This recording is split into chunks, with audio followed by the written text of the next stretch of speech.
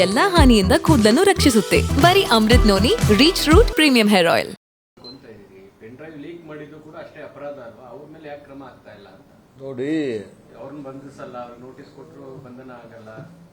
ನಾನು ಈಗಾಗಲೇ ಹೇಳಿದ್ದೇನೆ, ಯಾರು ಮುಖ್ಯ ಈ ಪ್ರಕರಣದ ಮುಖ್ಯ ಆರೋಪಿ ಯಾರು?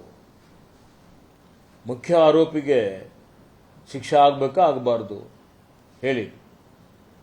ಮುಖ್ಯ ಆರೋಪಿಗೆ ಶಿಕ್ಷೆ ಆಗೋದರ ಜೊತೆಯಲ್ಲಿ ಇವತ್ತು ಯಾರ್ಯಾರು ಕಾನೂನು ಉಲ್ಲಂಘನೆ ಮಾಡಿದ್ದಾರೆ ಇದರಲ್ಲಿ ಅಂಥವ್ರೆಲ್ಲರ ಮೇಲೆ ಕ್ರಮ ಆಗಲಿ ಅನ್ನುವಂಥದ್ದೇ ಎಲ್ಲರ ಅಭಿಪ್ರಾಯನೂ ಇದೆ.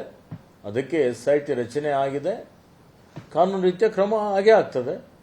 ಯಾಕೆ ಶಂಕೆ ಮಾಡ್ತಾ ಇದ್ದಾರೆ? ಗೊತ್ತು ಈಗ ಇಡೀ ಪ್ರಕರಣ ಕಾನೂನಿನ ಚೌಕಟ್ಟಿನೊಳಗಡೆ ನಡೀತಾ ಹೋಗ್ತಾ ಇತ್ತು.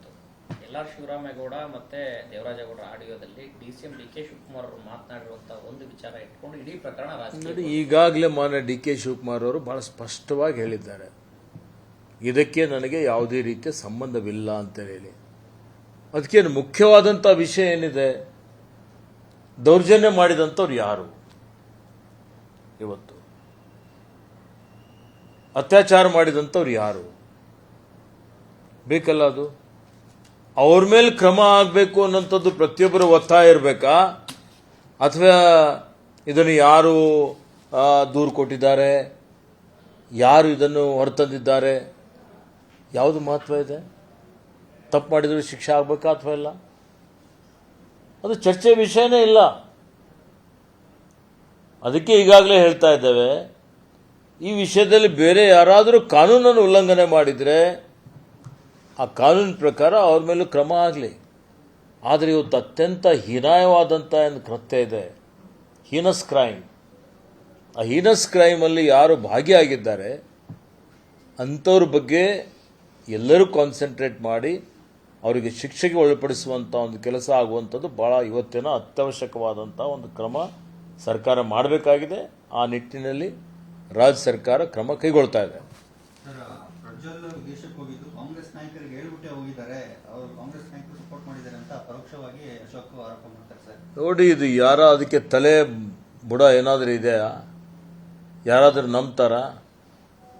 ಯಾರು ಪ್ರಕರಣ ದಾಖಲೆ ಮಾಡಿದ್ದು? ಯಾರು? ನಮ್ಮ ಸರ್ಕಾರನೇ ಮಾಡಿದೆಯಲ್ಲ.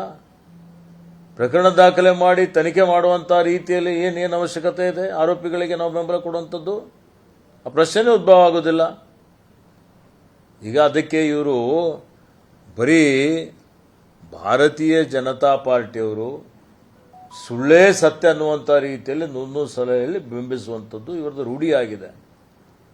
ಇವರೇ ಎಲ್ಲ ಕಳಿಸ್ಬಿಟ್ಟು ಇವತ್ತು ಬೇರೆಯವ್ರ ಮೇಲೆ ಆರೋಪ ಮಾಡುವಂಥ ಕೆಲಸ ಮಾಡ್ತಾ ಇದ್ದಾರೆ. ಜನ ಅರ್ಥ ಮಾಡಿಕೊಂಡಿದ್ದಾರೆ, ಸತ್ಯಾಂಶ ಏನಿದೆ ಅಂತೇಳಿ ಜನರಿಗೆ ಗೊತ್ತಿದೆ.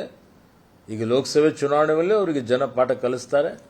ಮುಂದೆ ಸ್ಥಳೀಯ ಸಂಸ್ಥೆಗಳ ಚುನಾವಣೆ ಬರ್ತದೆ, ಆ ಚುನಾವಣೆಯಲ್ಲಿ ಜನ ಅವರಿಗೆ ತಕ್ಕ ಪಾಠ ಕಲಿಸ್ತಾರೆ. ನನ್ನ ಜೀವನದಲ್ಲಿ ನಾನು ಮಾತ್ರವಲ್ಲ, ನನ್ನ ಕೂದಲು ಕೂಡ ಆಗಿರ್ಬೇಕು ಸ್ಟ್ರಾಂಗ್ ಅಂಡ್ ಸ್ಟೈಲಿಶ್.